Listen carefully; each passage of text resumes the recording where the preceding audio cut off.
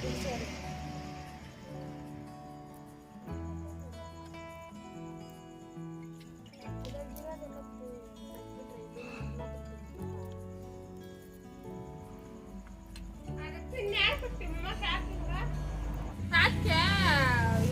పొద్దున్నే ఒకటి మాపు రొట్టి అంట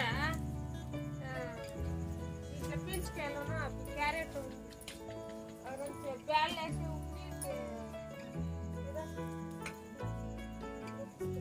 నీళ్ళు వేసిస్తాను రేపు రేపు అమ్మమ్మ కన్నా వస్తే పీల్చుకెళ్ళి బ్యాల్ వేసి బ్యాళ్ళు కన్నా ఉంది.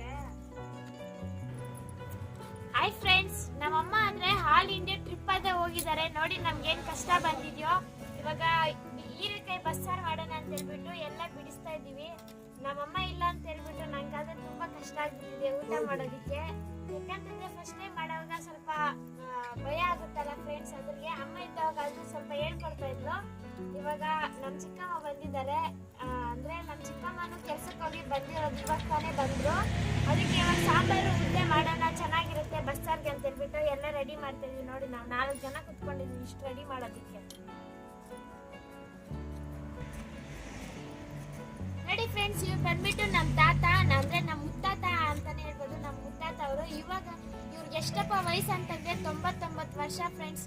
ಗ್ರೇಟ್ ಅಲ್ಲ? ನಾವಾದ್ರೆ ಅಷ್ಟುವರೆಗೂ ಬದುಕ್ತೀವ ಇಲ್ಲ ಅಂತ ಕೂಡ ಗ್ಯಾರಂಟಿ ಇಲ್ಲ. ನೋಡಿ ಇವರಾದ್ರೆ ಗಟ್ಟಿ ಮುಟ್ಟಾಕಿದ್ದಾರೆ. ಮೈ ಹುಷಾರಿಲ್ಲ ಅಂತ ಹೇಳ್ಬಿಟ್ಟು ಊರ್ಗಾದ್ರೆ ಬಂದಿದ್ದಾರೆ ನೋಡ್ಕೊಂಡು ಹೋಗೋದಿಕ್ಕೆ ಅಂತ ಹೇಳ್ಬಿಟ್ಟು. ಇವಾಗ ಸ್ವಲ್ಪ ಸ್ಟಡಿ ಆಗಿದ್ದಾರೆ. ಅದಕ್ಕೆ ನಾನು ಊರಿಗೆ ಹೋಗ್ತೀನಮ್ಮ, ವ್ಯವಸಾಯ ಮಾಡಬೇಕು, ಹಸುಗಳು ಏನಾಯ್ತೋ ಹುಲ್ ತರಬೇಕು ಅಂತ ಹೇಳ್ತಾ ಇರ್ತಾರೆ. ನಾವು ಸ್ವಲ್ಪ ಬೈಬಿಟ್ಟು ಇರಪ್ಪ ಇನ್ನ 4 ದಿನ ಏನು ಇವತ್ತು ಬಂದು ನಾಳೆ ಹೊಟ್ಟೋಗಿದ್ದಾನೇನೋ ಅಂತ ಹೇಳ್ಬಿಟ್ಟು ಏನಿದಕ್ಕೆ ಇದ್ದಾರೆ ಫ್ರೆಂಡ್ಸ್.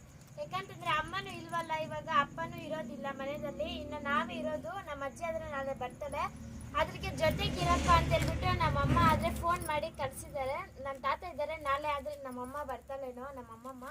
ನೋಡೋಣ ಫ್ರೆಂಡ್ಸ್, ಇವತ್ತಾದ್ರೆ ಬಂದಿಲ್ಲ, ನಾಳೆ ಬರ್ತಾನೇನೋ ಅಂತ ಅನ್ಕೊಂಡಿದೀವಿ.